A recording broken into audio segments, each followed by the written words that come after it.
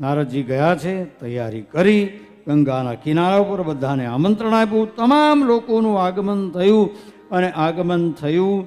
સનતકુમારો કથા વાંચવા માટે તૈયાર છે, લોકો આવ્યા છે. પણ એવા સમય કોણ કોણ આવ્યું એનું દર્શન અહીં કર્યું છે કે ભૃગુર વસિષ્ઠ ચ્યવનશ્ચ ગૌતમ મેઘાતિથિ દેવલ દેવરાત રામસ્તથા ગાદિસુતસ્ત શાકલો મૃકુંડ પુત્રાત ત્રિજ પીપ્પલાદ.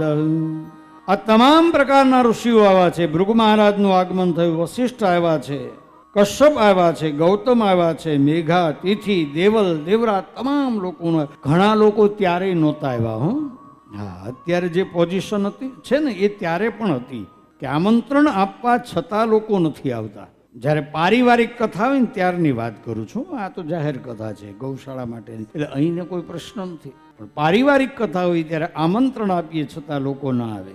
અહીંયા પણ નહોતા આવ્યા. પછી ભૃગુ મહારાજ ગયા અને બધાને પકડી પકડી લઈ આવ્યા અને લાવીને બેસાડ્યા. બેસો કથા.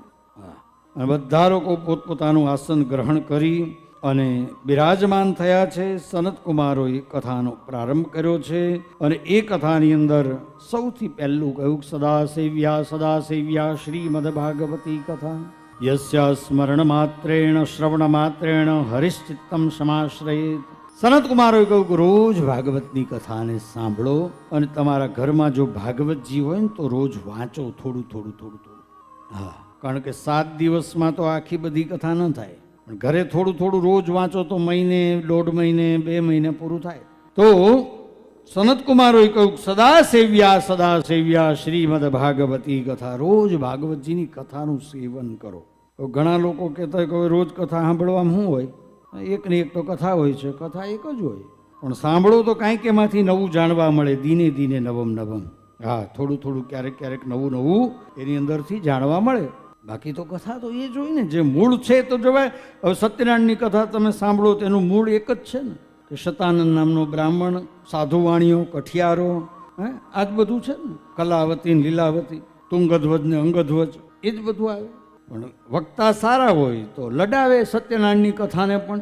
હા, ભાગવતની કથા તો મૂળ છે તો કરવું જ પડે. આજે મૂળ કથા કરીએ તો ઘણી વખત લોકો નથી ગમતું. કથાની 12 આંટા મારીએ તોય લોકો એમ કે એટલે કથા તો ક્યાં કરે છે, આમ કથાનું કાંઈ આવતું નથી, બહારનું જ બધું આવે છે. અંદરનું કરીએ કે લોકો એકલી કથા જ કર્યા કરે છે, બીજું જ કાંઈ કહેતા જ નથી. આમાં લોકોને પહોંચાતું નથી. હા, આ તકલીફ છે, પહોંચાતું નથી. આમાં 100, 200, 300 માણસો બેઠા હોય, બધાને ભગવાન કૃષ્ણ પણ બધાને રાજી નથી કરી શક્યા. તો એક વક્તાની શું તાકાત છે કે બધાને રાજી કરી શકે? અહીં તો ભગવાને અમારા ગુરુ મહારાજની કૃપાથી જે કંઈ જ્ઞાન પ્રાપ્ત થયું છે અને ભગવત કૃપાથી જે કંઈથી બોલાઈએ બોલીએ છે. બાકી અમે એવો દાવો તો કરતા જ નથી જ્ઞાની છીએ અને જ્ઞાન અમારામાં ભરેલું છે. કારણ કે વ્યાસોચ્છિષ્ટમ જગત સર્વમ, આ આખું જગત છે ને વ્યાસજીનું ઉચ્છિષ્ટ છે, એટલે એનું બોલાયેલું બધું જ બોલાય છે. હા, અમારું કાંઈ નથી. એટલે મેરે ભાઈ બહેન, ભગવત કૃપાથી અને ગુરુ મહારાજની કૃપાથી જે કાંઈ જ્ઞાન પ્રાપ્ત થયું છે એથી આપણી સામે બોલીએ છીએ. એમાં ક્યારેક થોડુંક બહારનું આવે ને ક્યારેક અંદરનું આવે, પણ કોશિશ એવી છે કે વધારે પડતું અંદરનું કથા કરીએ. કારણ કે ભાગવતજી જ એક એવો ગ્રંથ છે કે રસો વૈ સહ, રસરૂપ છે અને રસને પીધા જ કરો તો એ સંતુષ્ટિ ન થાય, એવો રસ છે ભાગવતનો.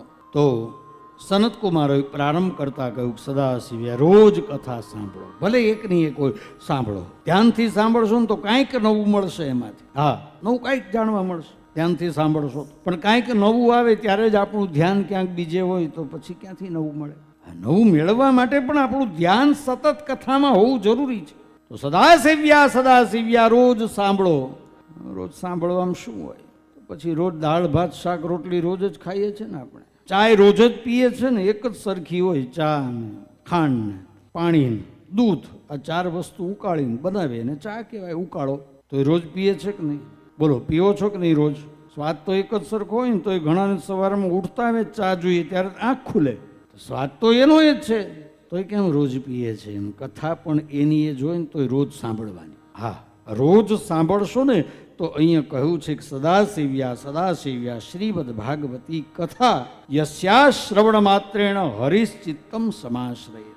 કથામાં હું કહું કે આ સાંભળવાથી ભગવાન હૃદયમાં આવીને હૃદયને સાફ કરે, ચોખ્ખું કરે. કારણ કે આપણા હૃદયની અંદર કામ છે, ક્રોધ છે, લોભ ભરેલો છે અંદરથી, પૈસા છૂટે નહીં. લોભ, કામ, ક્રોધ, ગુસ્સો ગમે ત્યારે આવી જાય, મદ, અહંકાર, મત્સર, ઈર્ષા, આ બધી જ વસ્તુ અંદર છે. સદા સેવ્યા, રોજ સેવન કરશો તો અંદર ભગવાન હૃદયમાં જઈ અને બધું જ સાફ કરશે, અને સાફ કરીને પછી ભગવાન અંદર નિવાસ કરશે. અને હૃદયમાં ભગવાન આવશે ને એટલે બધું જ આપણને સારું લાગવા લાગશે. આ કોઈ ખરાબ હશે ને તોય સારું લાગશે. તો રોજ કથાનું સેવન કરો.